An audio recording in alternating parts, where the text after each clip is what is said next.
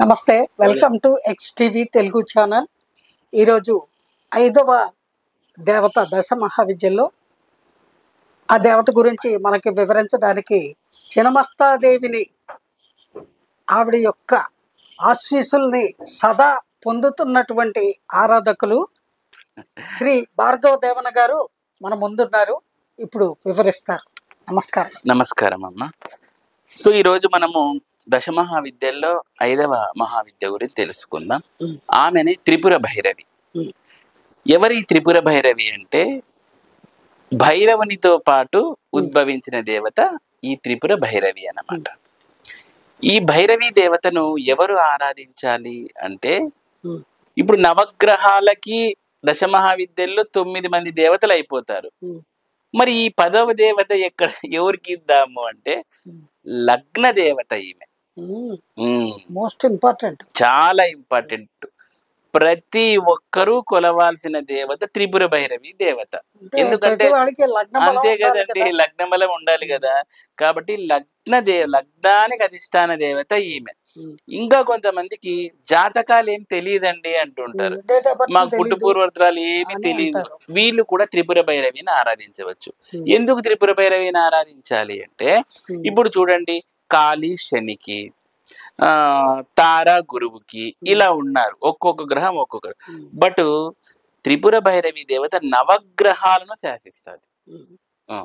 నవగ్రహాలను శాసిస్తుంది ఈమె.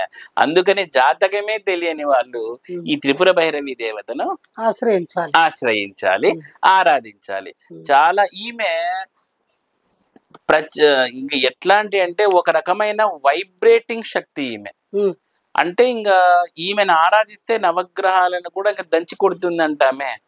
అలాంటి శక్తి అన్నమాట. Most powerful vibration. ఇంకా ఇప్పుడు కాళీ అంటే స్పేస్ శక్తి, భువనేశ్వరి అంటే ఒక అర్థన్ శక్తి. బట్ ఈమె అలా కాదు, ఒక ఇట్లా ఊపుడు కదలిక, భయంకర ప్రచండ కదలికలు అంటారు, వైబ్రేషన్స్. అట్లాంటి తీవ్రమైన దేవతే ఈ త్రిపుర భైరవి దేవత. అందుకే మోస్ట్ పవర్ఫుల్. ఈమె కూడా మనము పంచమకారాలు సబ్మిట్ చేసే మనము అందరికీ ఇవేనండి, ఇవన్నీ సబ్మిట్ చేస్తే మనం చేయాల్సి ఉంటుంది. ఎవరైనా కానీ ఇప్పుడు చూడండి, లగ్నాష్టక దోషం అని కొన్ని ఉంటాయి. ఆ షష్టాష్టకాలకి భకుత్ పూజలను ఉంటాయి, అది వేరే. సో ఈ లగ్నాష్టకం అంటే ఈ కుజదోషము ఉన్న వాళ్ళు కూడా వస్తారు ఈ కేటగిరీలోకి ఉంది. కొన్నిసార్లు సంధి లగ్నాలు అయితే ఉంటాయి, కొంతమందికి అటు కాక ఇటు కాక ఉంటాయి. సో వీళ్ళంతా కూడా ఈ త్రిపుర భైరవి దేవతను ఆరాధన చేయాలి. ఈవెన్ సర్పదోషం ఉన్న వాళ్ళు కూడా త్రిపుర భైరవి దేవతను ఆరాధన చేయవచ్చు. ఇలా త్రిపుర భైరవిని చేయడం వల్ల ఇలా ఒకటి కాదండి, ఇంకా మల్టిపుల్ గా మనకు పాజిటివ్ రిజల్ట్స్ అనేది పొందుతాము. కానీ ఈమె కూడా శ్మశానవాసిని కాబట్టి ఈమె కూడా అర్ధరాత్రి సమయంలో కొలవడం ద్వారా చాలా శక్తి వస్తుంది. ఎందుకు అంటే నక్తం జరాహ దేవతాహ అంటారు. అంటే వీళ్ళు రాత్రిపూట సంచార దేవతలు కాబట్టి ఆ రాత్రిపూట వీళ్ళకి కావలసిన పదార్థాలతో వీళ్ళకి పెట్టవలసినవి అన్ని పెట్టి చేస్తే ఉత్కృష్టమైన ఫలితాలను వీళ్ళు ఇచ్చేస్తారన్నమాట. అది త్రిపుర భైరవి దేవత. అయితే ఇప్పుడు జనరల్ గా అందరికీ అర్థం అవడం కోసం అడుగుతున్నాను, ఎటువంటి సమస్యలతో బాధపడే వాళ్ళు ఈ త్రిపుర మహాదేవిని సేవించాలి? ఇప్పుడు చూడండి అమ్మా, ముఖ్యంగా జాతకాలు తెలియని వాళ్ళని చెప్తున్నాను.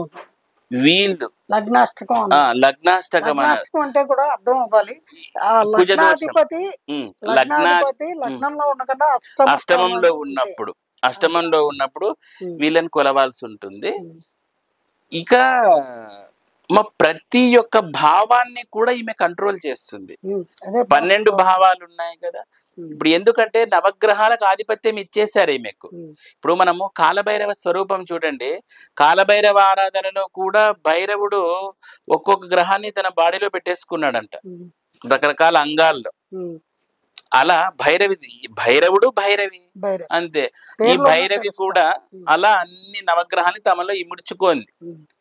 సో కాబట్టి ఈ ప్రాబ్లం ఆ ప్రాబ్లం అని లేదు, ఏ ప్రాబ్లం ఉన్నా మనం త్రిపుర భైరవికి విన్నవించుకోవచ్చు. ఈ పూజని చేయడానికి సమయం ఎంత పడుతుంది? ఎన్ని రోజులు, ఎన్ని నెలలు, ఎంత కాలం పడుతుంది? అది ఒక గురువుని ఆశ్రయిస్తే అది మరి ఇండివిజువల్ గా చేసుకోలేరు కదా అందరికీ అవునండి, రావు ఇండివిజువల్ కదా. గా అప్పుడు చేసుకోలేరు. ఆ గురువు ఎంత సమయం తీసుకుంటారు? ఒక పూజ అయితే మీకు ఖచ్చితంగా అంటే 2 నుంచి 3 గంటలు ఉంటుంది.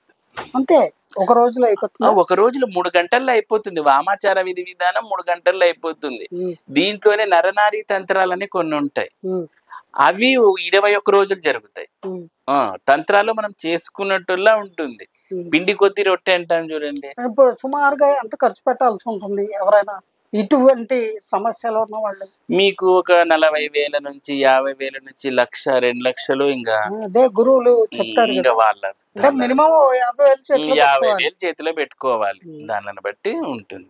ఎందుకంటే ఆ ఖర్చులు ఉంటాయి కదా. అవునండి. చాలా సంతోషం. చాలా ధన్యవాదాలు గురువు. నమస్కారం అమ్మ.